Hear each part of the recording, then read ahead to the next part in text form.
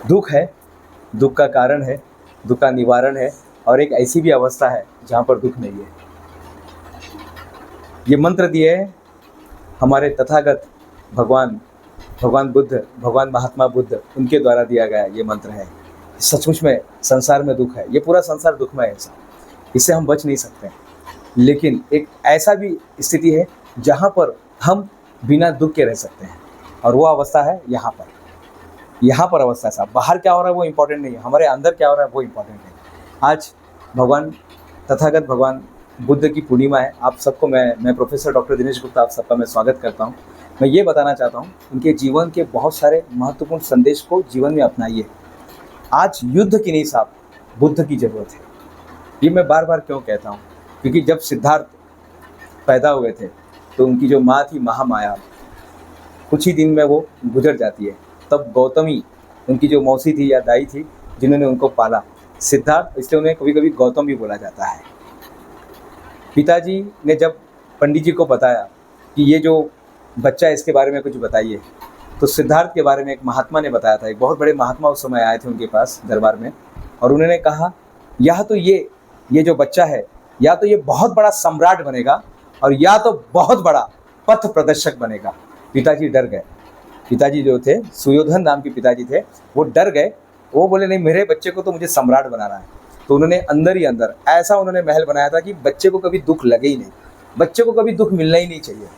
लेकिन बोलते ना, जिसका समय आ गया साहब उसको आप रोक नहीं सकते। एक दिन प्रसन्नचित्त नाम का उसका दोस्त था, जब वो बड़े हो गए, प्रसन्नचित्त नाम का दोस्त, उनके साथ वो बाहर निकलते हैं।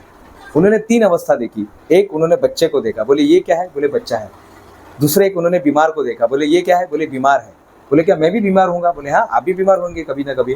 तीसरा, उन्होंने एक मरे हुए बैल को देखा, ऐसा बोला जाता है। एक अंत यात्रा को उन्होंने देखा, बोले ये क्या है, बोले इंसान जब चला जाता है तो उसकी बॉडी को ये कर देते हैं, उसको नष्ट कर देते हैं बॉडी को। बोले ऐसा मेरे साथ भी होगा, बोले हाँ आपके साथ भी होने वाला है, सबके साथ होता है। तब उनको प्रार्थना जगती, तब अंदर से एक लगा कि भगवान मेरे साथ ऐसा नहीं होना चाहिए। तब वो मैनिफेस्टो करने लगे, तब वो प्रार्थना करने लगे, तब वो विज़न देखने लगे कि भगवान मुझे कुछ तो रास्ता निकालो इसमें से।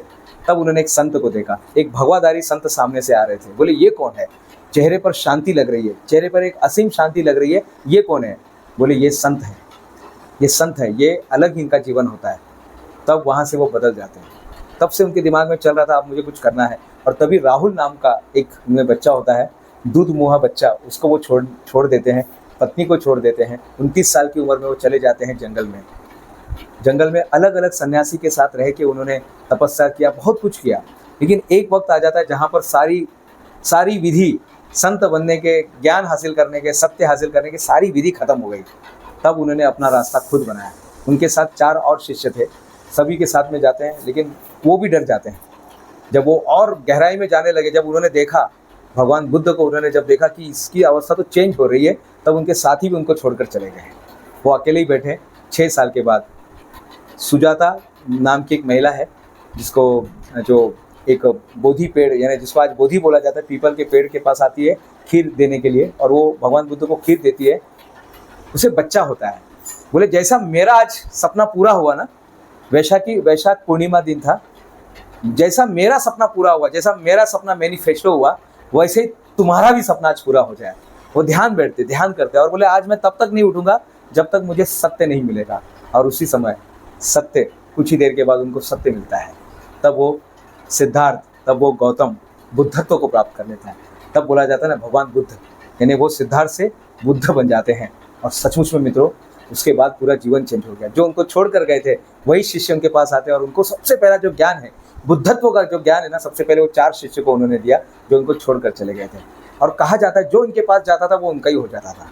भगवान बुद्ध से जो मिलता था, बुद्धम शरणम गच्छामि, जो इनको मिला वो उनका ही हो गया। लोग डरने लगे कि क्या हो गया। उसके बाद वो अपने घर पर जाते हैं, अपनी पत्नी से मिलते हैं। पत्नी बोलती क्या है ये, जो आपको मुझे छोड़ने के बाद जो आपको ज्ञान जंगल में मिला वो यहाँ पर नहीं मिल सकता था क्या। बोले यहाँ पर भी मिल सकता था, लेकिन ये बात भी मुझे जंगल में जाने के बाद पता चला। मुझे कुछ तो भिक्षा दो, मैं भिक्षा लेने आया हूँ। और तब उनकी पत्नी यशोधरा ने अपने बच्चे का हाथ अपने पति को दे दिया। बोले अब इसको भी तुम लेकर जाओ, इसको भी। तब तक क्योंकि वो 6-7 साल का हो गया था, 6 साल के बाद राहुल 6-7 साल का हो गया तो उसने अपने बच्चे को दे दिया। इससे बड़ा त्याग और क्या हो सकता है? पति तो चला ही गया था, अपने बच्चे को भी उसने दे दिया। इससे बड़ा त्याग क्या हो सकता है मित्रों? भगवान बुद्ध का इसलिए कहा जाता है ना साहब, हमें युद्ध की नहीं, बुद्ध, शांति, संयम, उन्होंने 10 ऐसे महामार्ग बताए। और सबसे अच्छी बात है उन्होंने सम्यक मार्ग बताया। वो नहीं बोलते कि शरीर को कष्ट करो, शरीर को उपवास करो, शरीर को मारो काटो, शरीर को तकलीफ दो, अपने आप को तकलीफ दे के यहाँ जाओ वहाँ जाओ, बोलते नहीं साहब, सम्यक मार्ग का आपको पालन करना है। इसलिए जब वो संत बने थे तो उनका शरीर आप देखेंगे ना एकदम पुष्ट शरीर था, यानी वो पूरे बॉडी बिल्डर जैसा उनका शरीर था, क्योंकि उन्होंने सम्यक मार्ग को अपनाया था। वो बोलते थे कभी भी आपको अपने आप को तकलीफ नहीं देना है। और विचारों पर अगर किसी ने ज़्यादा काम किया है, विचारों पर लॉ ऑफ अट्रैक्शन जिसको हम कहते हैं, तो महात्मा गौतम बुद्ध ने कहा किया है। उन्हें तथागत भगवान कहा जाता है। तथागत भगवान का मतलब क्या होता है मित्रों? आप कभी भी देखना, तथागत भगवान बुद्ध ऐसा कहा जाता है। तथागत यानी जो उन्होंने कहा वो उन्होंने पूरा किया, उन्होंने सचमुच में जो कहा उसको उन्होंने पूरा किया, यही इसीलिए उनका नाम तथागत भगवान बुद्ध कहा जाता है।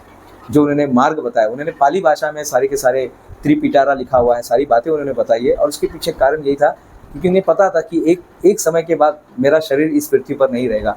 वो 80 साल तक इस पृथ्वी पर थे और 80 साल में उन्होंने कई चमत्कार करके दिखाया, लेकिन चमत्कार जादू वाला नहीं था, चमत्कार था विचारों वाला। विचारों से लोगों को बदल देते थे। जैसे एक अंगुली माल का एक डाकू उनके सामने आता है, बोले मैं भगवान बुद्ध को ढूंढ रहा हूँ। बोले अच्छा भगवान बुद्ध को ढूंढ रहे, उन्हीं को बोल रहे मैं बुद्ध को ढूंढ रहा हूँ। तब उन्होंने बताया, बोले जाओ पत्ती तोड़ के लेके और जोड़ के दिखाओ। नहीं जोड़ पाए, तब उनकी शरण में आ जाते हैं। बुद्धम शरणम गच्छामि, संगम शरणम गच्छामि, संग में रहिए। बुद्ध कहा करते थे बुद्धत्व को प्राप्त कीजिएगा साहब, अपने बुद्ध कोई व्यक्ति का नाम नहीं है साहब, बुद्ध कोई मूर्ति नहीं है। बुद्ध है मन के पार जाने की प्रक्रिया। जब आप मन के पार जाते हैं, जब आप मन के पार देखते हैं किसी व्यक्ति को, तो आप बुद्धत्व को प्राप्त कर लेते हैं। बुद्धत्व क्या है? एक अवस्था है।